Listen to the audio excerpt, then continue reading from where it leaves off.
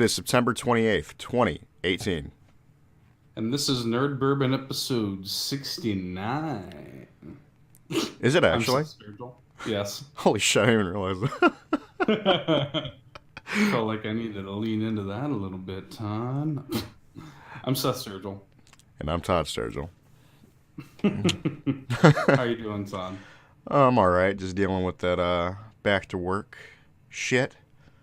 Still got them back to work pains? It's actually, I'm actually at to the point where it's just like the standard level of pain. But like, no dude, like the first couple days, I actually I got back into things basically after like 2 days, basically. But Yeah. dude, it was bad. Like I'm talking like I couldn't squat. Oh, I'm familiar with not being able to squat. Yeah, I could not even squat. Dude. My like it, because the thing is like the main thing that slows me down is like if my legs are fucked. My legs were fucked up. Just remember, it could always be worse. You could always be dayside. Oh, dude. Well, shit. They tried. That's funny. I actually didn't tell you about this. I've already somebody tried to recruit me to Dayside already. Dude, it was quick. It was a couple nights ago, and I was the first one there. I got there like 10 o'clock. The load was already there, and I'm breaking this shit down. And this guy like comes up to me. He's like, "Damn, you moving? You." Basically, and he just like starts talking about kind of like doing like ambiguous ass conversation of just like, so you like nights type of shit. He's like checking you out up and down, basically. Basically, I was like, just leave it alone, sir. I like my overnights. Because honestly, like I got a taste of like how Dayside would be at like the first week, because they had me on 2 days of Dayside, and I was like, well, fuck this. It's boring.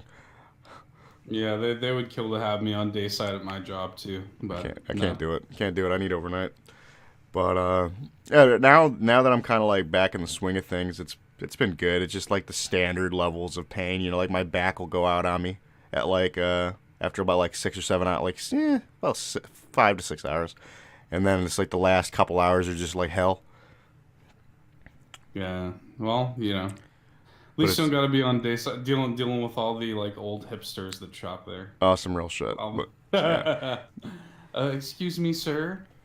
Excuse me, sir. Can you find that organic cashew milk for me? did I ever tell you that when somebody was looking for Trader Joe bread? No. Did I know? Oh my god, it was great. It was a woman comes up to me. This is when I was working for the distributor. Came up to me and like was like, "Hey, do you guys have this?" Shows me a picture of Trader Joe's, and I'm like, "Trader Joe's brand bread." I'm like, "No, that's Trader Joe's. It's gonna be at Trader Joe's." No, it's Trader Joe's. Well, where can I find that? Trader Joe's. And no, she kept going on. But she's like, "But do you have it?" And I'm like, "No." It's like. I mean, like, if you're like, I think I did tell you about this, and you were like, I mean, at Walmart they might have some shit like that, but like, I was about to say, now that I think about it, I do think I've seen some Trader Joe's well, stuff at but Walmart. you're gonna see it at like big companies. You're not gonna see it at like a Yeah. competing grocery store. The fuck, Right. like Walmart don't Yeah, give you a guys fuck. Like Walmart, occupied the same space. yeah, That's funny. Grocery stores are so funny to me. yeah, It's funny too because like we've been trying to eat a little bit healthier, and like it's just so expensive to be healthy. dude, that right there is the realest shit. Like, dude, shit, I can go to Taco Bell and get like so much food for like $5. Well, just like even if you tried to like even if you say try to buy almond milk versus just regular cow's milk, Yeah, just even something as simple as that, like the difference in price is like astronomical. mm-hmm. And then if you start talking about like luxury items, like Anastasia used to eat this like sugar-free, dairy-free ice cream, and dude, it puts Ben and Jerry's to shame in terms of price. But dude, To shame. that sounds like shit though. It actually wasn't that bad. Cause cause like I've been working in like grocery stores for like 5 or 6 years at this point. So I don't know, some shit like that. But there's a brand of shit like it was like that. Like that was like the biggest craze. Like Yeah. I watched like how different things started selling. So a while back, a big seller was the Talenti gelato. Right. Yeah, Yeah. that was a big seller back where I was working, like before Halo Top came out. Right. Halo Top took the fucking I think shit. Halo Top is what she was eating. Dude, I hate Yeah. it. I fucking hate it. Now the one that she had wasn't half bad because here's the deal. It was like 99% basically just peanut butter. See, yeah, that would probably be a way to make it tolerable because like, dude, what it reminds me of, it's like ice cream that's not ice cream. It's like chalky. It's chunky. I don't really. It doesn't have Yeah. the creaminess of like what I'm looking for in an ice cream. Gelato's different, and by the way, gelato is not good for you. Oh no, it's not. It's not. It's not. It was just like I watched people go from the gelato to like the healthy shit. The only halfway healthy thing that I eat in my day-to-day life are my Kind bars. I think I've told you about my recent affinity for Kind Yeah, yeah, bars. you've been telling me about that. I've honestly been They're wanting to try them because like those have always like sold really well. they're good for just like a nice like afternoon snack. Like if I don't necessarily feel like having a full-on like lunch, but like I want a little something to hold me over until dinner time. You know what I mean? Yeah. I'll just grab one of those Kind bars, one of those good Kind bars, and it'll get me through. I actually, it's funny because I was actually learning about the history of Kind bars and like why they're called Kind How bars. bored were you? What the fuck? Well, I'm weird like that. Like every now and then I'll be eating something and I'm just like, oh, I just want. That's how I fucking learned the history about Tootsie Rolls, That's true. which was Yeah. a fascinating history. Um, and this was similarly interesting. The reason they're called Kind bars, because I just assumed that the president's name was I'm John Kind or something like that. You know what I mean? That But would be funny if it was. I thought it was like a name-based thing or like an acronym or something like that. But no, it's literally just kind, like kindness, because the president founder was telling a story of like his father was a prisoner of war in World War II, a Jewish prisoner of war, and one of the German soldiers would like feed him secretly in his cell, Okay. just as like a random act of kindness, you know? Like one of the German soldiers that would like kind of like he was supposed to be watching over his cell, he would like sneak him in like a potato or something like that. You know what I mean? Okay. And like his dad always like recounts those stories and saying like he wouldn't have gone, he wouldn't have gotten through if that man wasn't just kind to him. You know what I mean? So that's why they're called kind Well, bars. that's a very interesting history. Yeah, Yeah, it's actually interesting. yeah. And I'm just like, man, I like kind bars even more now.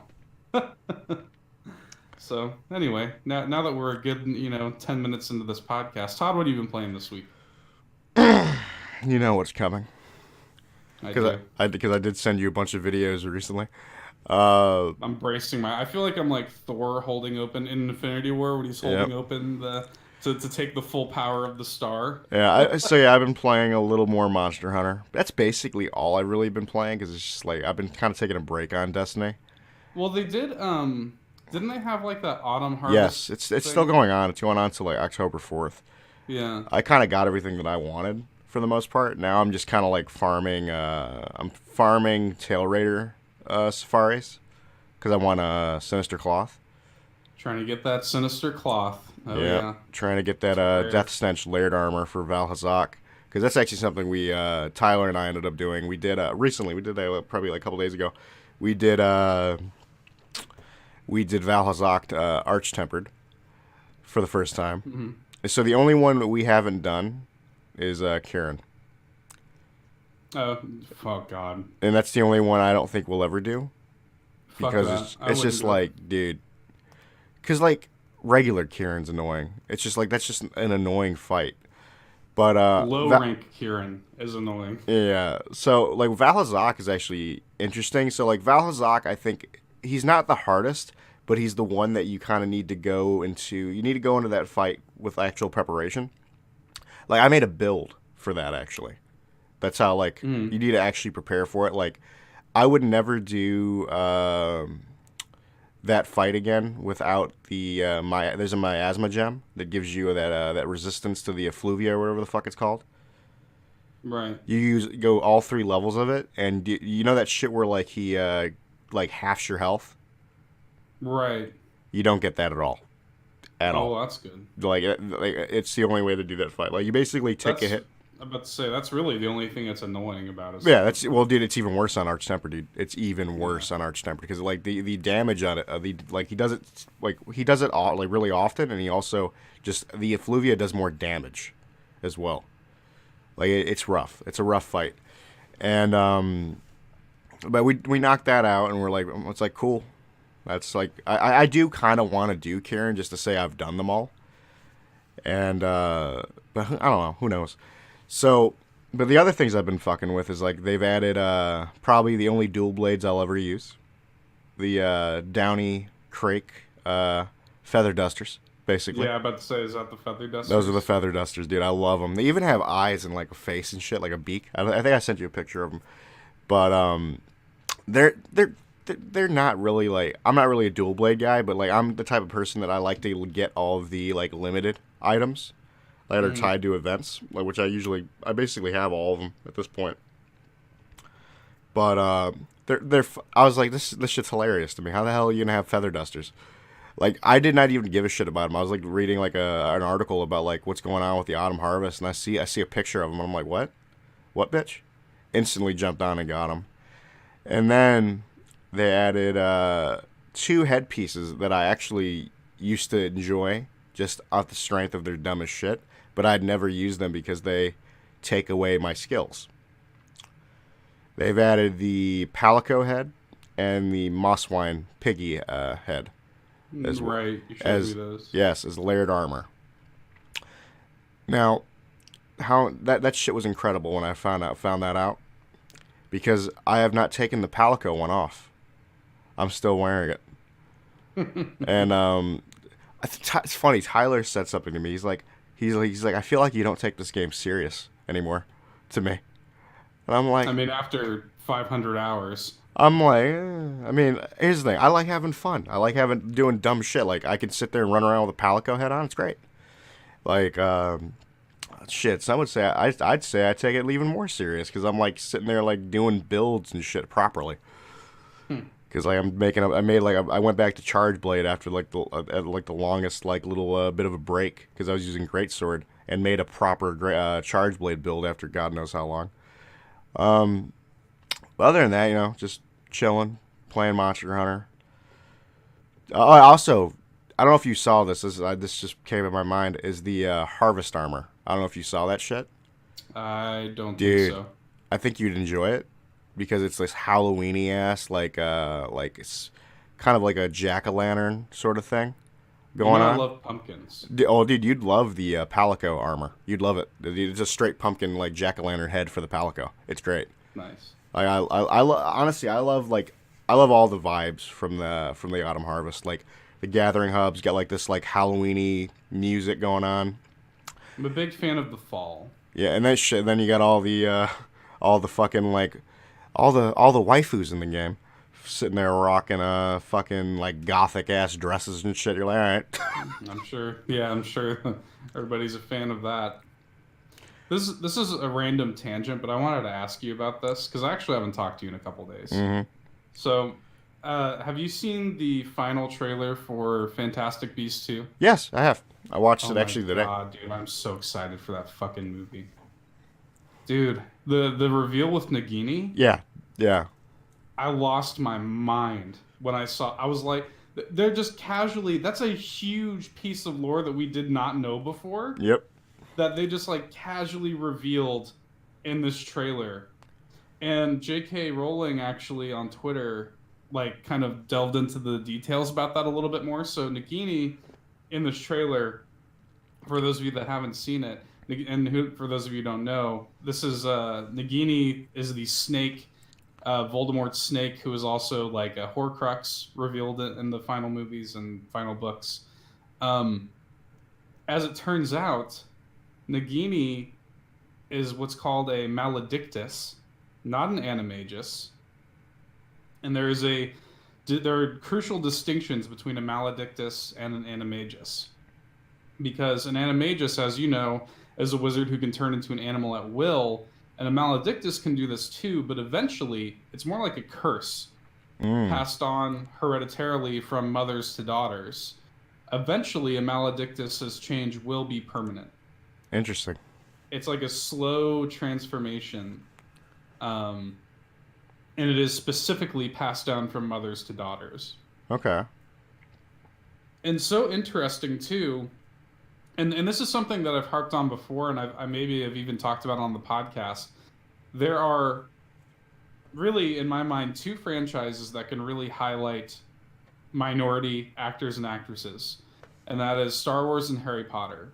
And it's so cool, a character like Nagini. This is such a big deal, like for Harry Potter nerds, and it's cool to have an Asian actress playing Nagini, and like her costume is so cool, and it just I was like, oh my god, this is so awesome.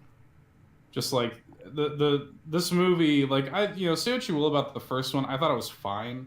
I wasn't like in love with the first Fantastic Beast. I thought it was like a good setup. I think the second one looks so interesting. Yeah. Like I'm so into this. I don't know. Quick little Harry Potter tangent. I wanted to talk about that. No, there's nothing wrong with that. What have I been playing? I have fucked with Hyper Light Drifter a little bit. I started that last night. I've played it for maybe 30 minutes. I haven't had enough time to significantly put into it. So far, though, it's cool. I like it. I like everything about it so far. It took me a little bit to get to grips with the combat. Mm-hmm. Like the sort of like trade-off between like shooting and melee is really cool to me. Yeah. I really like that your melee recharges your gun. That's actually one of my favorite things about it. Yeah, because you can't just sit, you can't cheese it at all. And there's definitely some enemies where it's like, oh, I would much rather just shoot you. Mm-hmm. That's some real shit right there. But you have to go and hit them if you want some more ammo, so that's a good design decision.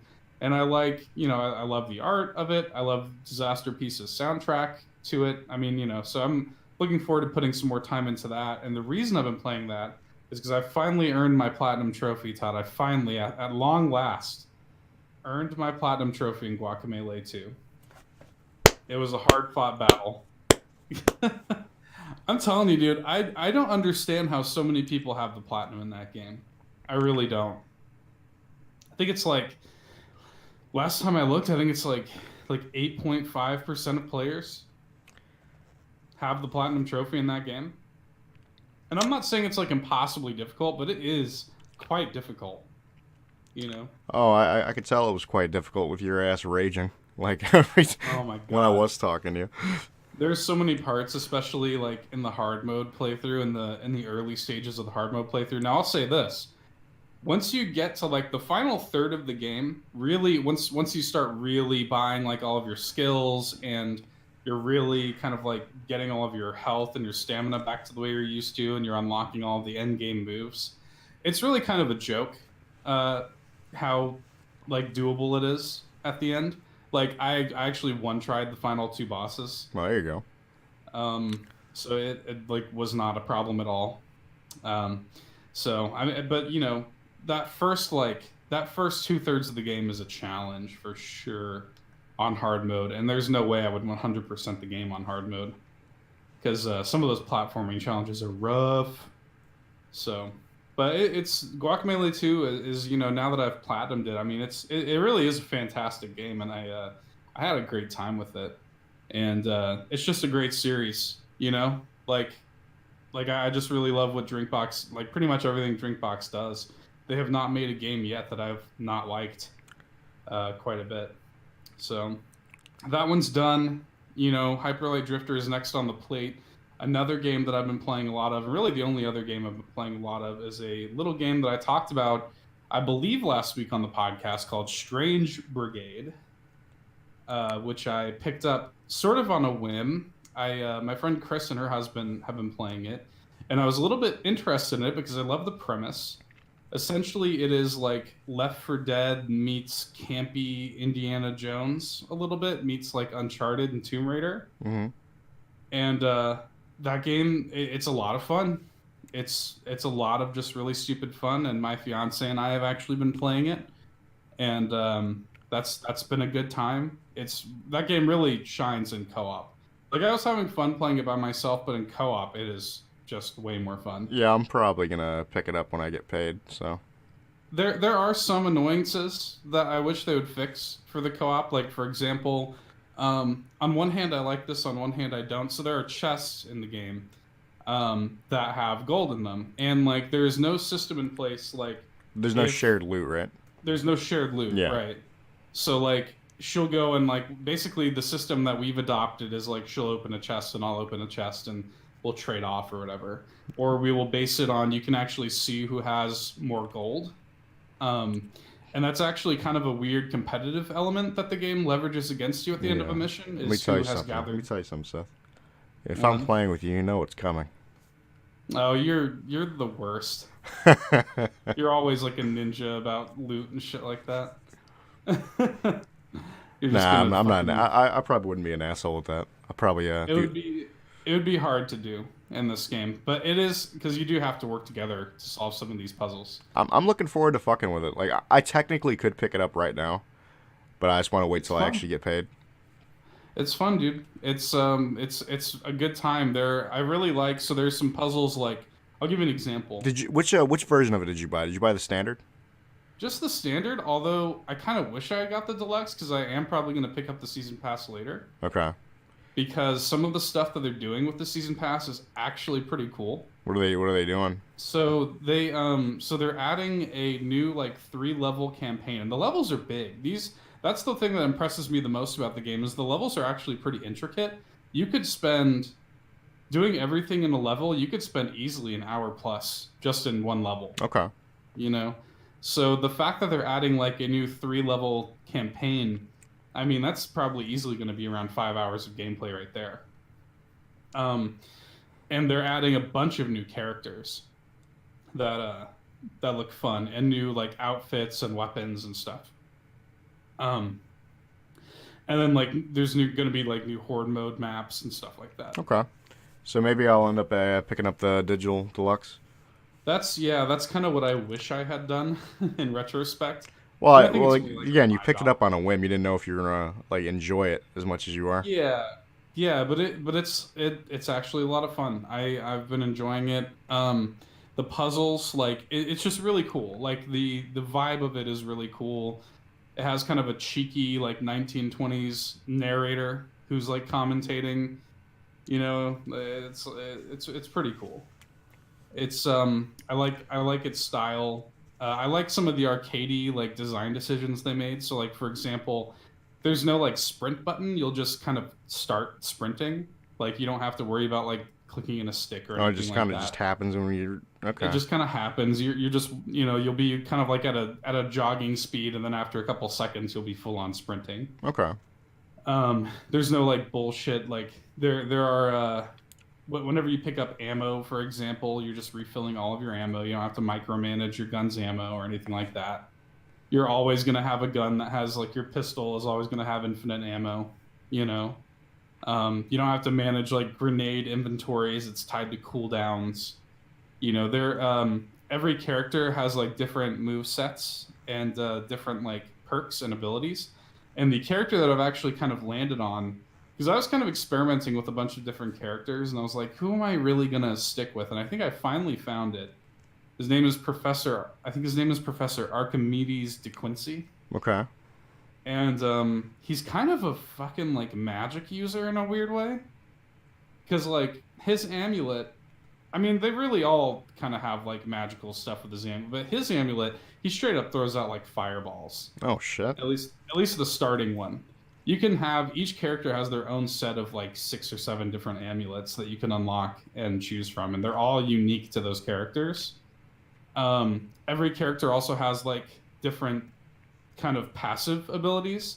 So like the character that my fiance plays is all about like punching, and so she's got like much more melee damage, and her melee punches can actually kind of get multiple enemies at once. Nice.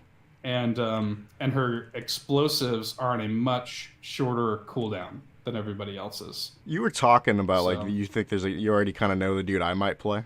yeah, there's a character who there's a character who basically like just straight up takes less damage. I think it's called like Tough Hide or Tough something hide, like God that. bless. And I think his amulet, like I think he basically just like charges through and just like barrels down a bunch of fuckers, Yeah, you know I like love dumb shit Reinhardt like that. style. Yeah, that sounds like my sort of dude. That's when I saw that I was like, this is probably who Todd's gonna play. Probably my right. guy, my guy's amulet is really good for at least the starting amulet is really good for like just knocking out like large crowds. And let me tell you, the game's actually kind of hard. Um, the even like with two people, like in Anastasia and I actually we had to turn it down to easy. Really? Not just we're not even playing on normal. We're playing on easy because it gets pretty fucking intense. Like there were several moments where Anastasia and I just on the first level were both like low health, scrambling around, hordes and hordes of enemies bearing down at us. We each already have like the kill 500 plus enemies trophy just from the first level. So let me just put it to you that way. So I mean, the game is not pulling punches when it comes to the combat, and the gunplay, you know, luckily is fun. You know, the game it's kind of janky, like it sort of occupies the same space that Saints Row does in my mind. You know, we're like, yeah, it's not super polished, but it's fun and it's harmless. It's not hurting anybody. You know what I mean? It doesn't look amazing. It doesn't like look amazing. It doesn't like play like it's not some. Don't come looking for some like AAA experience, but you're gonna have fun, and that's really all that matters. It's just fun, Okay. you know. And like I really just like the structure of it because it's not just it wouldn't work if it was just straight running and gunning and killing stuff.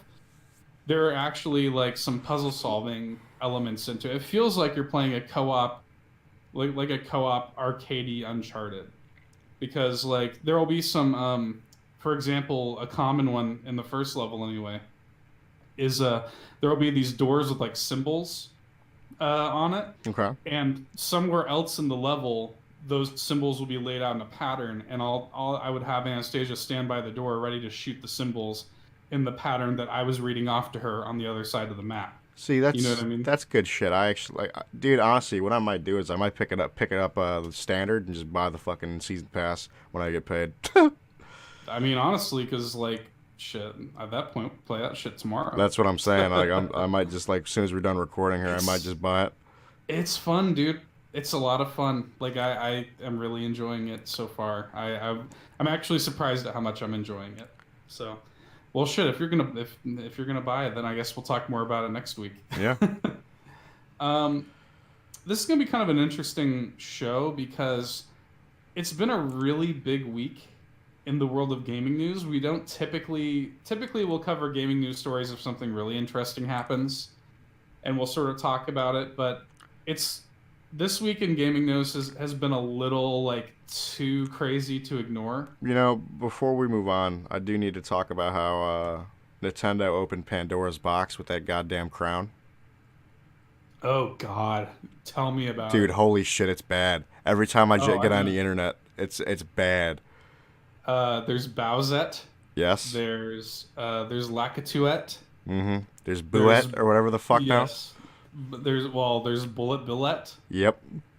Oh my They God. opened up Pandora's fucking box, dude. I was like, holy shit. Here's what I don't understand. And for those of you that don't know what we're talking about, so in the Switch port of New Super Mario Bros. U that is coming out next January. By the way, just as an aside, New Super Mario Bros. U is like one of the best 2D Mario games. So for people who are like talking shit like, "Oh, why are they porting that game?" That game is actually fantastic. So get over it. And New Super Luigi U was not only Nintendo's first foray into DLC ever, but it's also like probably the single most challenging 2D Mario game. Like period. It's very very hard. It's like Super Meat Boy hard. Anyway, so they're porting that game to Switch next January. And in it, they have Toadette as a playable character, and for some fucking reason, she can gather Peach's crown and turn into Peach. The which lore implications of that alone. which is weird. And like, what I don't understand is why people are like, honestly, the reason Nintendo did it is because like, it's a way to have you know, to where you can play as Peach, but not have Peach saving Peach. Yeah. You know, that's the reason they did it. But like, the Oh. fact that they actually quantified it and said, "Oh no, that's not Peach, that's Toadette, that's Peachette." When she turns into Peach, that's actually Peachette, Yep. and that is what set the internet ablaze, Oh, right there. it's set the internet like on fire. And what really, you know, the people were quiet about it for a couple of weeks, but I think there was something where like, was it an official Nintendo thing where like, or was it a fan thing where Bowser was like playing with Peachette, the Peachette crown, or whatever? I think it was just pure fan shit, dude.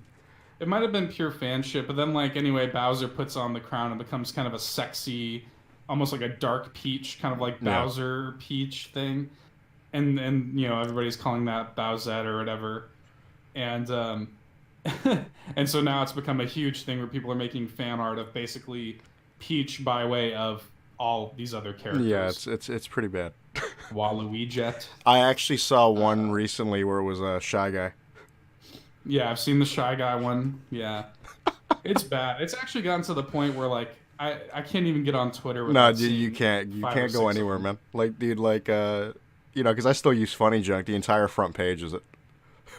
Yeah, it's really, you know, say what you will about this.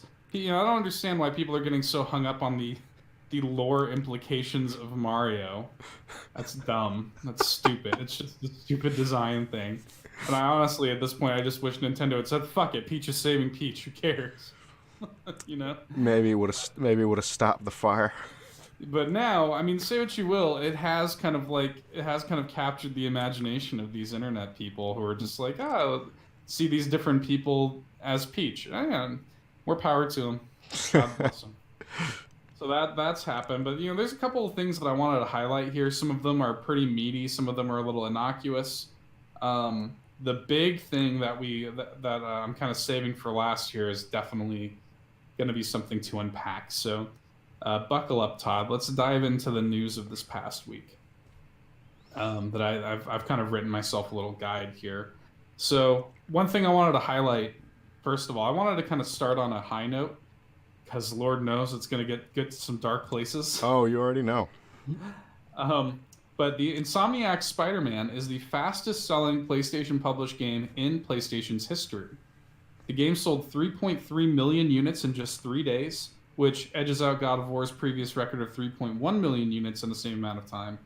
And even compared to other major first-party PlayStation releases, that is a huge, huge amount of numbers. So, for example, Uncharted 4 moved 2.7 million units in its first week. Horizon Zero Dawn moved 1.83 million units in its first week. Mm-hmm. So, for Spider-Man to come out and in just 3 days move more than Uncharted 4 moved in a week is pretty incredible. That's crazy. And I think it's even been said that the game has already outgrossed the amount of money that Spider-Man Homecoming made. So, which, you know, it's a little bit stupid to compare a $60 game to a, but still, you know, $10 to $15 at most movie ticket. But still, it's still impressive when you just think about the sheer amount of money that the game has made. And I mean, as I said when we talked about the game in detail, like this is clearly going to be a major franchise for Sony moving forward, and the game is excellent too. On the plus, you know, it's an excellent game. Right. If it wasn't, I really think that's what propelled it. I mean, I think the game probably sold, you know, a lot of copies just because it's Spider-Man and just because it's Insomniac, but word of mouth, I'm sure, is really going to help this game, especially moving forward, where like just, you know, people are playing it, it's like, okay, it's a Spider-Man game, it's actually really fucking good though. You know. The next thing I wanted to talk about here, so that was just a nice little piece of news that I just wanted to highlight. Good for them. Congratulations to Insomniac for a fantastic game. But the PlayStation Classic was announced this week. It is coming December 3rd, which is the 24th anniversary of the PS1's release. and it will retail for 900, not 900, 99.99 US dollars. Uh, so basically $100. And it basically is a mini PS1 that will come bundled with two controllers, notably not the DualShock controllers. It's actually going to be the original PS1 controllers before it was when it was still branded PSX, just Yeah. PlayStation. And later they came out with the kind of like more curvy PS1 that had the DualShock Yeah. controllers. Um, so this isn't going to have two thumbsticks. This isn't going to have rumble or anything like that. Um, it's going to have two of those, and it's also going to have 20 pre-installed games, five of which have been revealed. So, Final Fantasy VII, Jumping Flash, Ridge Racer Type 4, Tekken 3, and Wild Arms were Okay. the games, the games that they have revealed. There's still 15 games that Sony has not revealed yet for that. What do you make of this? Um, What's your take on this? Here's the thing. I didn't even jump on like the Nintendo shit. Right. And like, I mean, it's cool for people that like want like those like classic like games and whatnot. I mean, I think if I ever got any of them, it'd be more of just like a collector's item. I don't even think I'd even play it.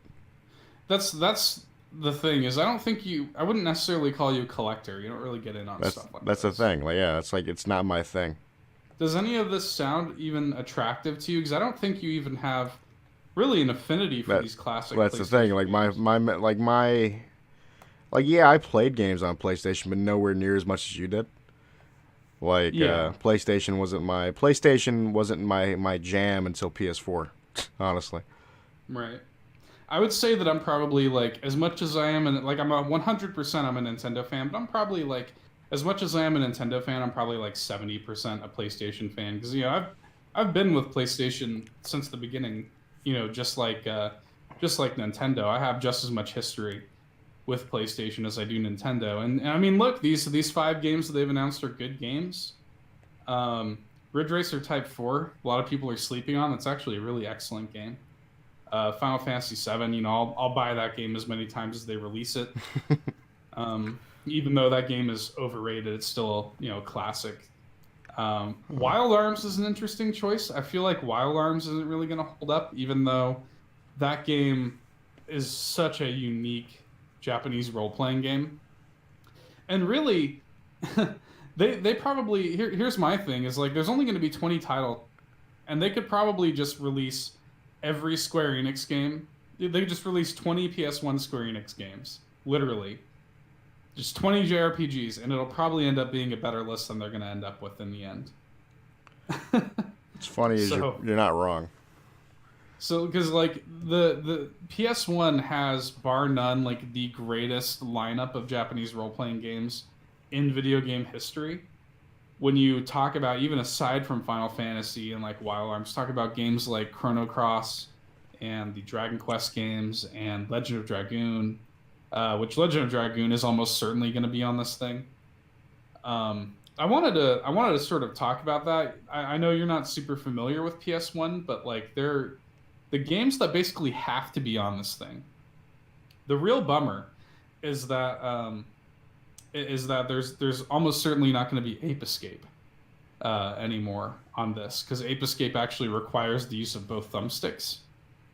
So the fact that they're not shipping this with a dual thumbstick controller means that Ape Escape is probably not going to be on here. They would have to do major modifications of the game, and I just don't think they're going to do that. Holy shit, I forgot about Ape Escape. I'm like, Ape, yeah, Ape Escape is an actual like Sony owned IP. They still own the IP to it, and was a major franchise on PS1, and it's probably not going to be present here. Um, However, there are games that like I said, Legend of Dragoon almost certainly has to be on here. You better believe there's going to be a Crash and a Spyro, oh, of course. at least one. Like they're probably not going to do the whole trilogy or whatever, especially since now you can get those on PS4. Mm-hmm. I'm not gonna lie, I do kind of want to pick up that Spyro trilogy. Do you really? Yeah, because those games are pretty good.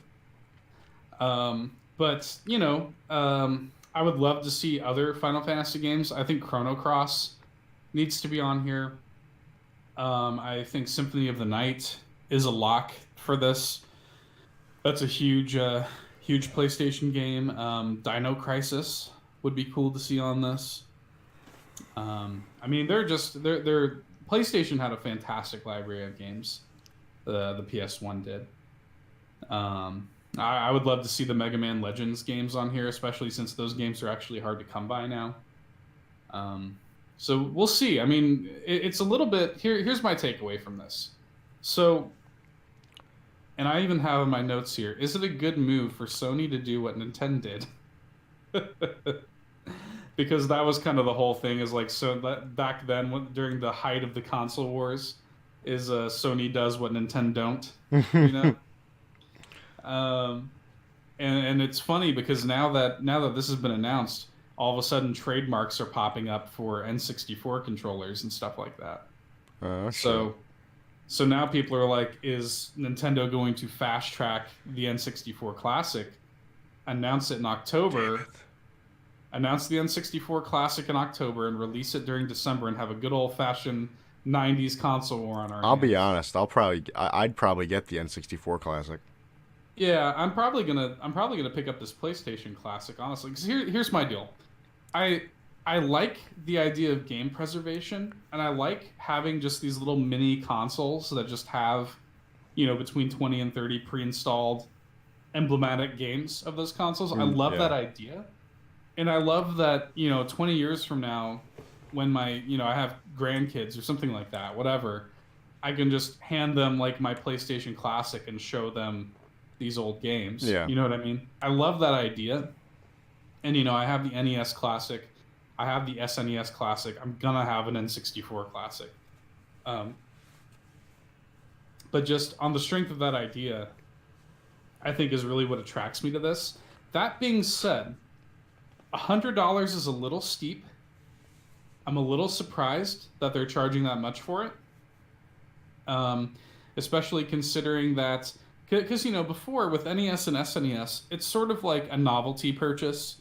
Like NES Classic came out and retailed for $60. Yeah. And that's an easy, that's the same price as a game. Fuck it. You know what I mean?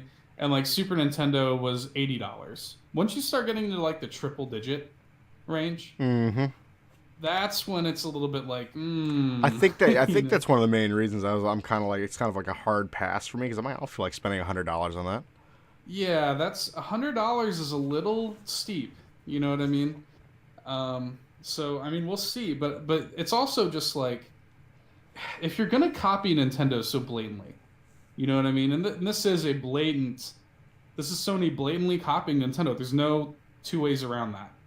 Like, Sony is literally doing the same thing Nintendo did, but worse in a way because they haven't announced all the games that are coming out for it. Nintendo doesn't do this. Nintendo tells them, they are flat out like this is what is coming on this thing. There are still 15 games. I mean, this lineup could be shit for all we know. Metal Gear Solid is another one where I'm like, if this system doesn't have Metal Gear Solid, what are we doing here? You're not wrong.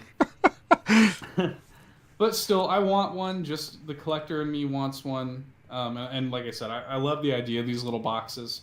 But I also, again, if you're going to copy what Nintendo is doing, why don't you do it better?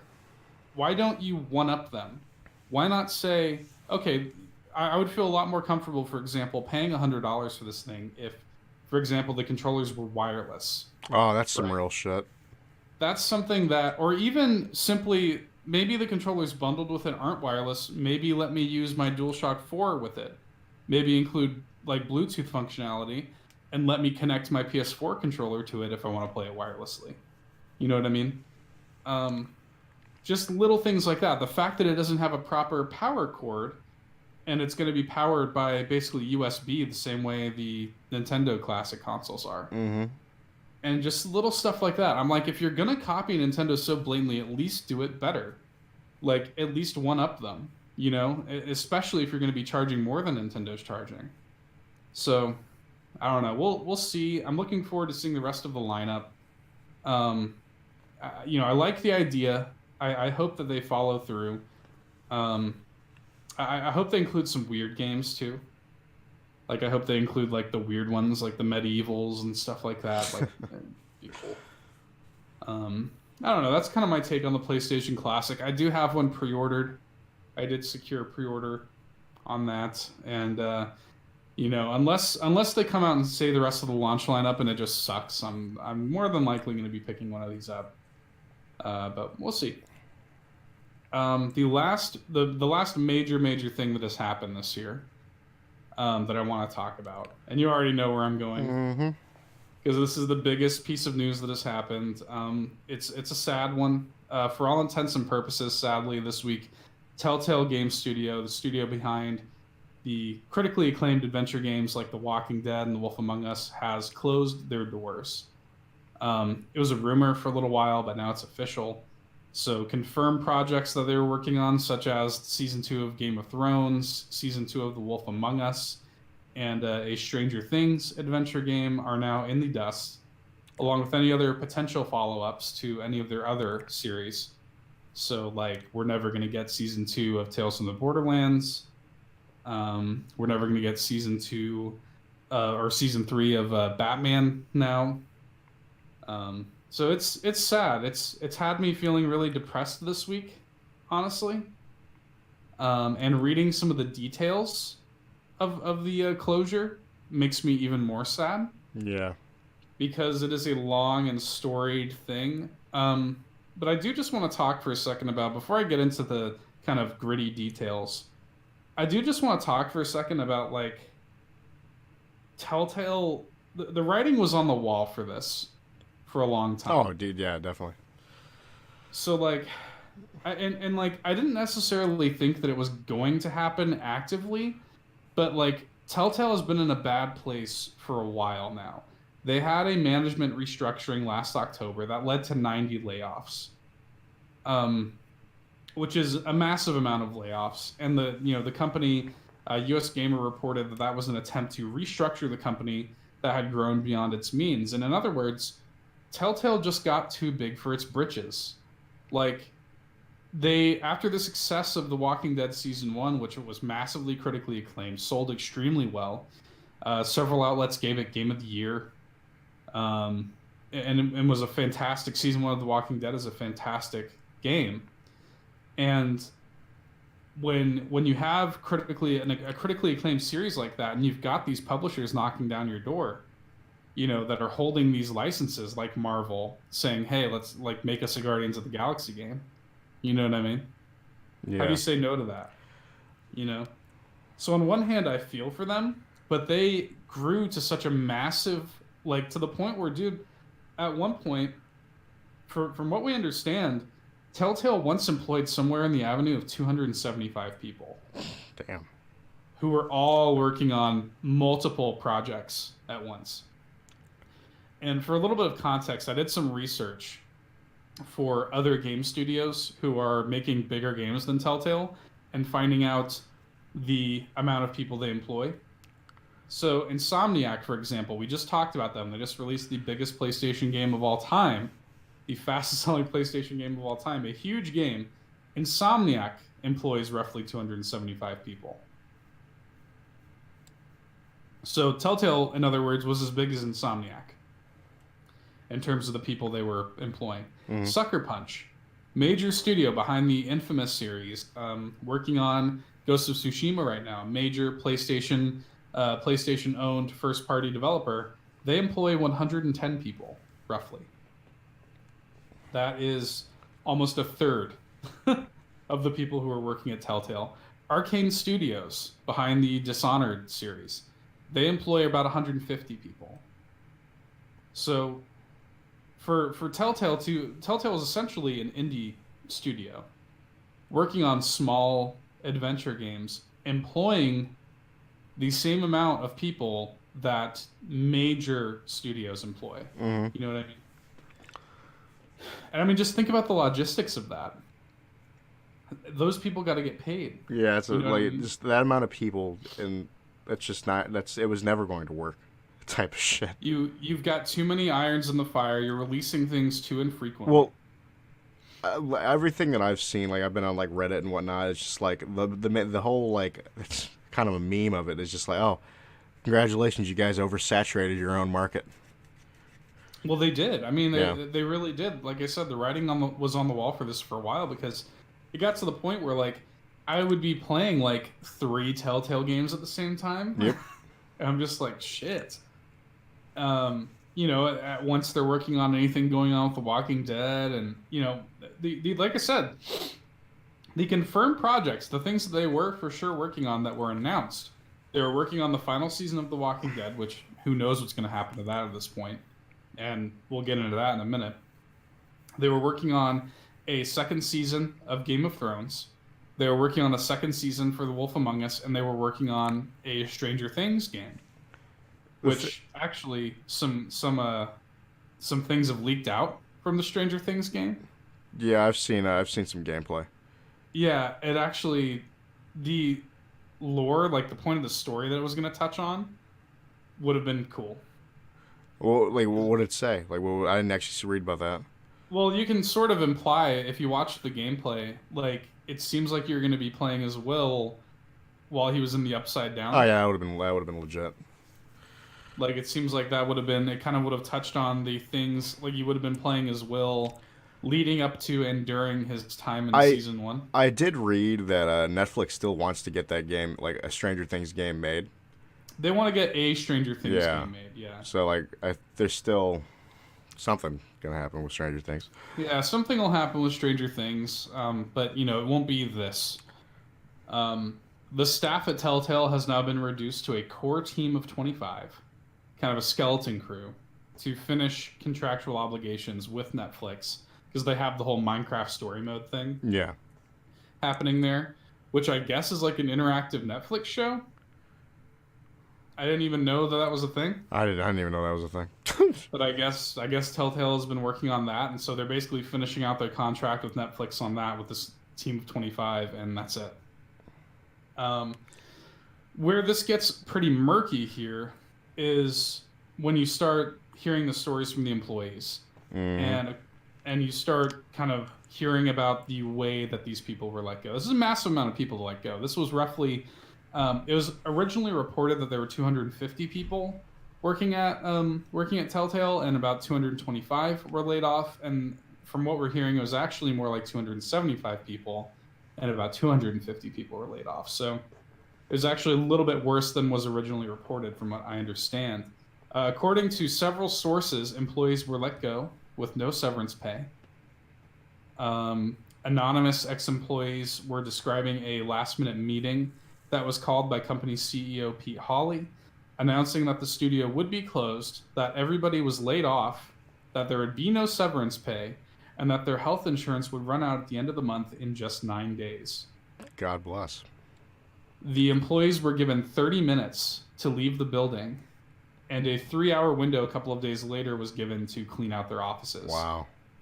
And after the meeting let out, by the time they made it back to their desks, their work emails had already been disabled. Holy shit. Yeah.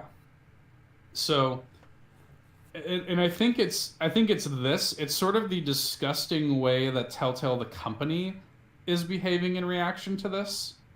That is the worst part of it, because they're you know, these people, they actually said that at least one of the employees had just recently, within the past month, moved cross country to work for Telltale. Damn.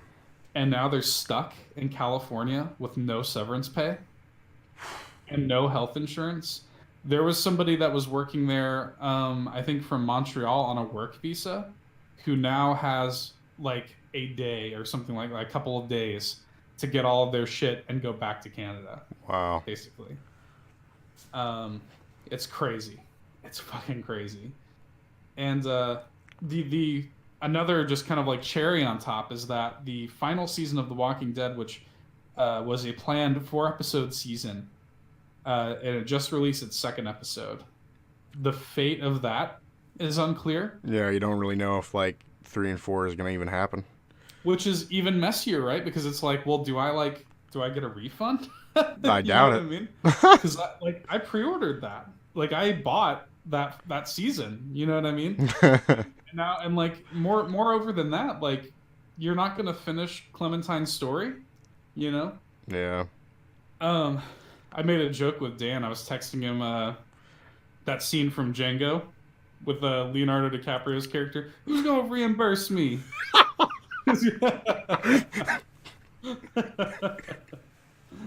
uh, but Telltale issued a statement regarding The Walking Dead's final season. They say that multiple potential partners have stepped forward to express interest in helping to see the final season to completion, and that they hope that episodes 3 and 4 will be released in some form, which is kind of a non-statement to me. Yeah, I don't even know what into some form. What the fuck does that mean? What the fuck does that mean? Does that mean we're just gonna get like it's gonna be like a comic book? Is it gonna be like a little weird animated cutscene? Like, and what form are they possibly gonna take when nobody's there to make them? Yeah.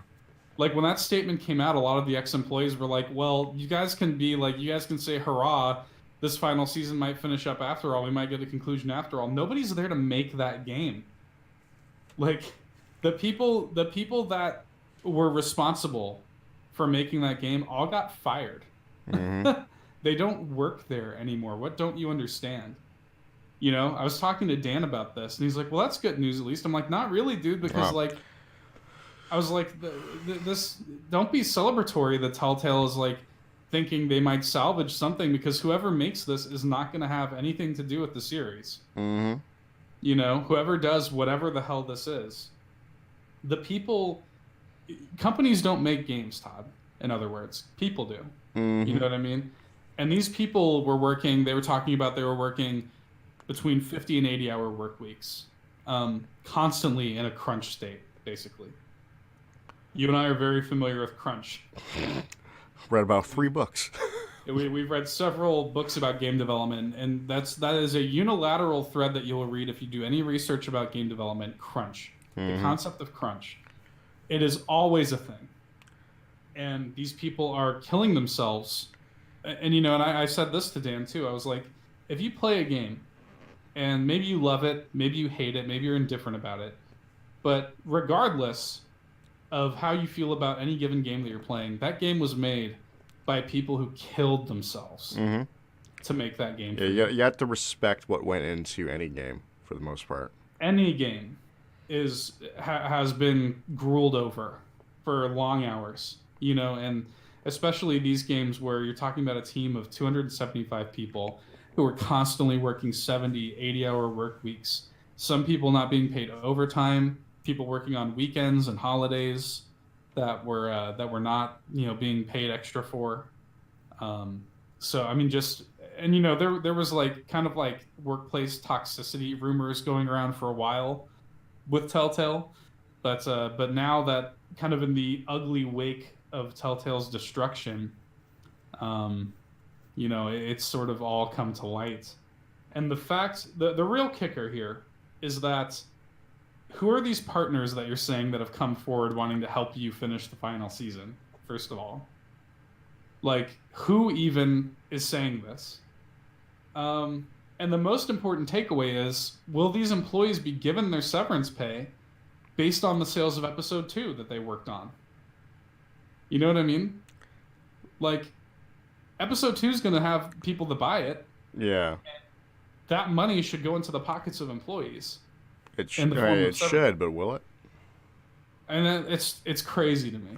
And there have already been lawsuits by ex-employees. From what we understand, the sort of decision to not give them severance pay falls in a sort of like gray area with California law, where companies may have an exception to giving their employees severance pay or something like that. Okay. But lawsuits are already in motion. Of course. It's just a big old mess. And I think the thing that has me the most sad about it, though, even removing myself from like the inhumanity, the way that these employees were treated, just imagine that for a second. Imagine walking into your job and just like a meeting is called. The president of the fucking company tells you that we're closing, you're fucked. Get out. We're closing, you're fired, your health insurance is going to be out in 9 days, you're not going to get severance pay. Fuck you, you have 30 minutes, get out of my office. That shit would like, I wouldn't even know how to react to that. I'd be like, what? What just happened? That's awful.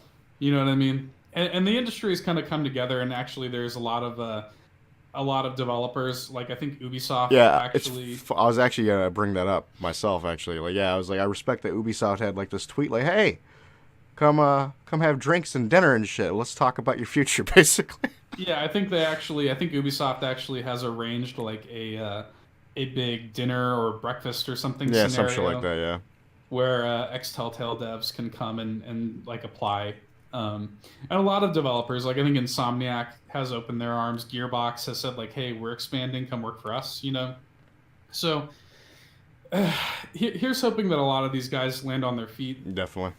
A lot of these guys and gals land on their feet, and you know, but it does depress me like to see the people talking about like Telltale memories, you know, and just like you think about it, and these guys, you know, for better or for worse, you know, despite the fact that they have really kind of released these games under like a kind of shitty engine, you Yeah, know, it's pretty shit, honestly. that has been showing its age more and more really since The Walking Dead season 1. But I mean, these are great stories, you know, and these are great interactive pieces of narrative.